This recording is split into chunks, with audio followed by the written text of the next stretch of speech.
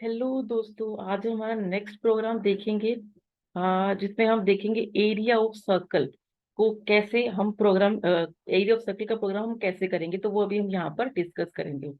तो area of circle का rule क्या रहता है, जैसे कि हमें ऑलरेडी पता है पाई आर स्क्वायर। और पाई की वैल्यू क्या रहती है, 3.14 इसकी वैल्यू रहती है। और आर स्क्वायर को हम कैसे लिखते हैं, कंप्यूटेशनल फॉर्म में आर इंटू आर ऐसे लिखते हैं। ठीक है, तो ये हमारा बेसिक डिस्क्रिप्शन था फॉर्मूला को लिखने का, लाइक दिस। ठीक है, मेन फंक्शन से हम स्टार्ट करेंगे। यहाँ पर एक वेरिएबल लिया है रेडियस नाम का, दूसरा वेरिएबल है area of circle.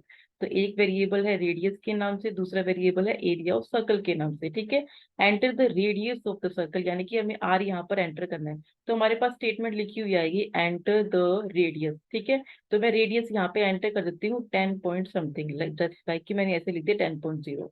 With the help of scanner हमने ये एंटर कर दिया। अब इसके बाद क्या है, डायरेक्टली मैं फॉर्मूला पुट कर रही हूँ। एरिया सर्कल क्या है, 3.14 इंटू आर इंटू आर। तो ये क्या रिप्रेजेंट कर रहा है, 3.14 इंटू 10.0 इंटू 10.0। तो जो भी इसका कैलकुलेशन है वो किसके अंदर आ जाएगा, वो इसके अंदर आ जाएगा। और डायरेक्टली हम प्रिंट में जाके एरिया ऑफ सर्कल को यहाँ पर प्रिंट करवा लेंगे, क्योंकि सारी वैल्यू हमारी इसके अंदर ही आई है। तो यहाँ पर एरिया ऑफ सर्कल आउटपुट में आ जाएगा। ठीक है, तो ये था बेसिक फॉर्मूला पुट किया मैंने, डायरेक्टली एरिया सर्कल को यूज किया। अब अगर मैं एरिया ऑफ सर्कल को यूजिंग फंक्शन करती हूँ तो वो कैसे परफॉर्म होएगा। ठीक है, तो उसमें क्या है, नॉर्मली मैंने प्री प्रोसेसर लिखा।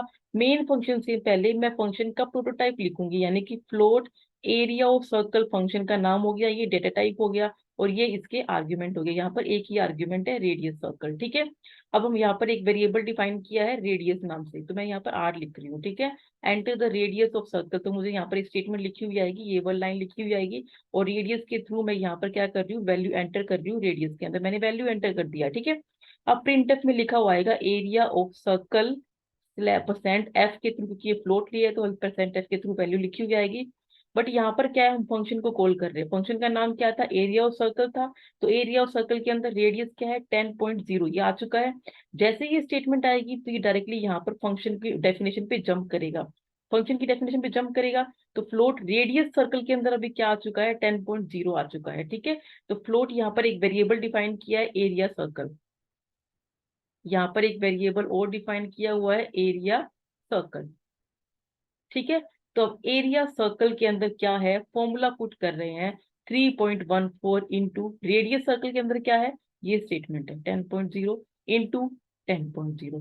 तो ये सारा कैलकुलेशन हो के किसके अंदर आ जाएगा, इसके अंदर आ जाएगा। इसका कैलकुलेशन क्या होगा, 314,000, ये वाला स्टेटमेंट आएगी। रिटर्न एरिया सर्कल, अब इसको रिटर्न करना है, ये एरिया सर्कल को हम रिटर्न भी करेंगे, क्योंकि ये वाली वैल्यू ऊपर जाके प्रिंट होगी। तो फिर से ये मेन फंक्शन में आके आपको आउटपुट यहाँ पर डिस्प्ले होगा। तो इसको फंक्शन में हम इस वे में ऐसे डिफाइन करते हैं, जहां पर पहले हमें फंक्शन का प्रोटोटाइप लिखना होता है, फिर हम मेन फंक्शन में फंक्शन को यहाँ पर कॉल करते हैं, फिर यहाँ पर फंक्शन का डेफिनेशन होता है। और अगर कुछ रिटर्न करवा रहे हैं तो रिटर्न फिर से मेन में जाके रिटर्न होता है। तो ये था सिंपल एरिया ऑफ सर्कल का प्रोग्राम। तो ऐसे ही सिंपल इंटरेस्ट का ही प्रोग्राम है, यहाँ पर आपको क्या करना है, डायरेक्टली फॉर्मूला पुट करना होता है। Simple interest principal into rate into time divide by 100।